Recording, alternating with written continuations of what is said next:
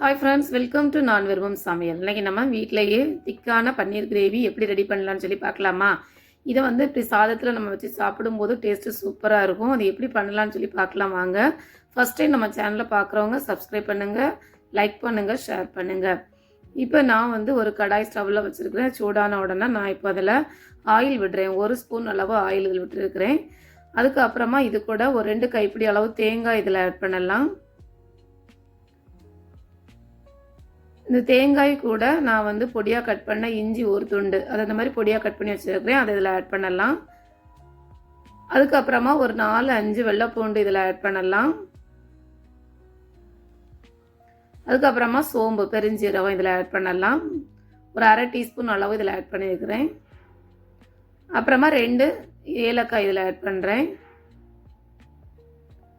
அப்புறமா ஒரு 1/2 டீஸ்பூன் அளவு நல்ல மிளகு இதில் ஆட் பண்ணலாம். அப்புறமா கொஞ்சமாக கருவேப்பிலை போட்டு இதை நம்ம வறுத்து எடுக்கலாம்.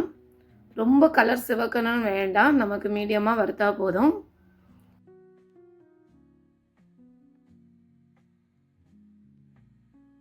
பாருங்க, ஒரு 2 மினிட்ஸ் இந்த மாதிரி நமக்கு வறுத்து எடுத்தால் போதும். நம்ம இப்போ ஸ்டவ்வை ஆஃப் பண்ணிடலாம். இது ஆறுனதுக்கு அப்புறமா நம்ம மிக்சியில் போட்டு இதை அரைச்சி எடுக்கணும். இப்போ மிக்சியில் நம்ம ட்ரான்ஸ்ஃபர் பண்ணிடலாம். பண்ணிவிட்டு தேவையான அளவு தண்ணி விட்டு இதை நல்லா நைஸாக அரைச்சி எடுத்துடுங்க இந்த மாதிரி. அதுக்கப்புறமா கடாயை நம்ம திருப்பியும் ஸ்டவ்வில் வச்சுருக்கிறோம். இப்போ இதில் ஒரு 3 ஸ்பூன் அளவு ஆயில் விடுறேன்.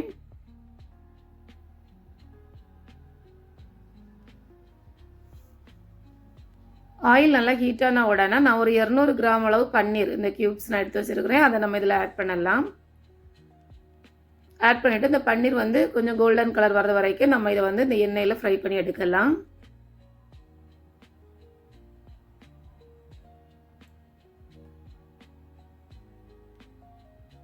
இந்த கிரேவி சாதத்துக்கு மட்டும் இல்லாமல் இட்லி, தோசை, சப்பாத்தி, பூரி எல்லாத்துக்குமே இது நல்லாயிருக்கும். ட்ரை பண்ணி பாருங்கள்.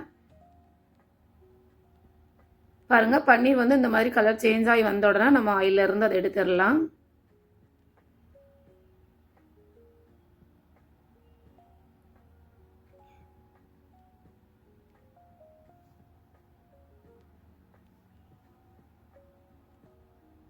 இப்போ எல்லா பன்னீரையும் நம்ம எடுத்துட்டோம். இப்போ அதே எண்ணெயிலேயே நான் 1/2 டீஸ்பூன் கடுகு இதில் ஆட் பண்ணுறேன். கடுகு நல்லா பொரிஞ்சு வரட்டும். கொஞ்சமாக கருவேப்பிலை இதில் ஆட் பண்ணலாம். அதுக்கப்புறமா ஒரு 7-8 சின்ன வெங்காயமும் ஒரு பெரிய வெங்காயம், 2 பச்சை மிளகாய் எல்லாம் பொடியாக கட் பண்ணி இதில் ஆட் பண்ணுறேன். இப்போ இதை நல்லா கலந்து விடுங்க. வெங்காயம் கலர் சேஞ்ச் ஆகி வரட்டும். இந்த டைமில் வெங்காயம் சீக்கிரமாக நமக்கு வதங்கி வரதுக்கு வேண்டி கொஞ்சமாக உப்பு இதில் ஆட் பண்ணலாம். 1/2 டீஸ்பூன் அளவு உப்பு இதில் ஆட் பண்ணுறேன். ஆட் பண்ணிட்டு நல்லா கலந்து விடுங்க.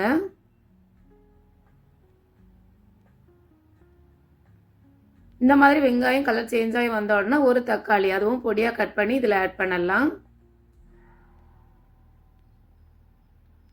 இந்த வெங்காயமும் தக்காளியும் நமக்கு சீக்கிரமாக நமக்கு வதங்கி வரணும்னா ஒரு 5 மினிட்ஸ் அதை மூடி வச்சுருங்க லோ ஃப்ளேமில் வச்சுட்டு.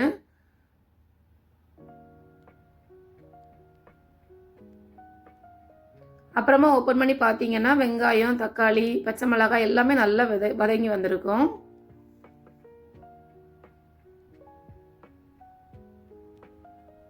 இப்போ இந்த டைமில் நம்ம இது கூடவே மசாலா பொருட்களை சேர்க்கலாம். நான் 1/2 டீஸ்பூன் மஞ்சள் தூள் ஆட் பண்ணுறேன்.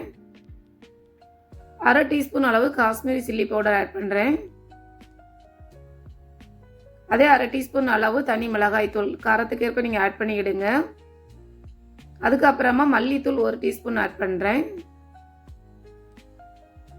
இப்போ இதெல்லாம் நல்லா கலந்து விட்டுறலாம்.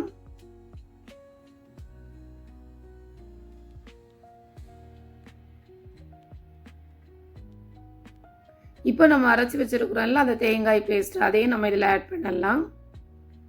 ஆட் பண்ணிட்டு 1 டைம் இந்த மசாலாவோட நல்லா கலந்து விட்டுருங்க.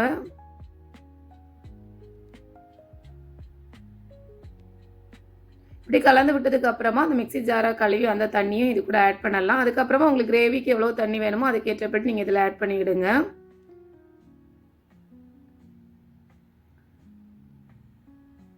இப்போ இதெல்லாம் நல்லா கலந்து விட்டுருங்க. இப்போ கிரேவிக்கு தேவையான அளவு உப்பு இதில் ஆட் பண்ணலாம். உப்பு ஆட் பண்ணிட்டு கலந்து விட்டுருங்க. இப்போ நல்லா கொதி வரட்டும். நல்லா கொதி வந்ததுக்கு அப்புறமா தான் நம்ம வந்து ஃப்ரை பண்ணி வச்சிருக்கிற பன்னீரை நம்ம இதில் ஆட் பண்ணணும். பாருங்கள், இந்த அளவு நல்லா கொதி வந்தோன்னா 5 மினிட்ஸ் நல்லா கொதிக்க விட்டுட்டு அப்புறமா ஃப்ரை பண்ணி வச்சிருக்கிற பன்னீரை நம்ம இதில் ஆட் பண்ணலாம். ஆட் பண்ணிட்டு நல்லா கலந்து விட்டுருங்க. இப்போ அதை ஆட் பண்ணோன்னா ஒரு 5 மினிட்ஸ் அப்படியே கொதிக்க விட்டுருங்க லோ ஃப்ளேமில் வச்சு. இப்போ நீங்கள் கிளறி பார்க்கும்போது நமக்கு வந்து அந்த கிரேவி கொஞ்சம் திக்காக வரும் பாருங்கள். இந்த டைமில் நீங்கள் உப்புன்னு செக் பண்ணி பார்த்துடுங்க. ஃபைனலாக நம்ம இதில் வந்து கொத்தமல்லி இலையை தூவி விடலாம். கொத்தமல்லி இலையை தூவி விட்டுட்டு 1 டைம் இப்படி கலந்து விட்டுட்டு நம்ம ஸ்டவ்வை ஆஃப் பண்ணிடலாம்.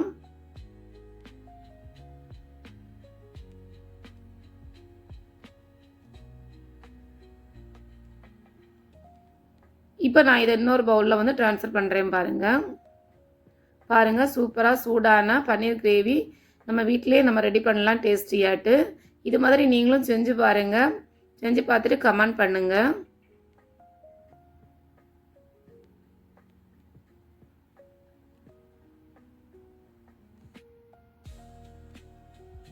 இப்போ நான் ஸ்பூனில் அதை எடுத்து காட்டுறேன் பாருங்கள். நல்லா திக்காக சூப்பராக நமக்கு வந்திருக்கு. இப்போ ரைஸு கூட நான் அந்த பன்னீர் கிரேவி எடுத்து வைக்கிறேன். சூடான சாதமும் அது கூட அந்த பன்னீர் கிரேவி மாத்திரமே போதும். இது வச்சு நீங்கள் சாப்பிடும்போது டேஸ்ட்டு சூப்பராக இருக்கும். என்ன கிரேவி வைக்கலாம் அப்படின்னு சொல்லி யோசிக்கிறீங்கன்னா 1 டைம் இந்த மாதிரி ட்ரை பண்ணி பாருங்கள். அந்த பன்னீரோடு அந்த சாதமும் சாப்பிடும்போது டேஸ்ட்டு சூப்பராக இருக்கும். மறக்காமல் நம்ம சேனலை சப்ஸ்கிரைப் பண்ணுங்கள், லைக் பண்ணுங்கள், ஷேர் பண்ணுங்கள். Thank you.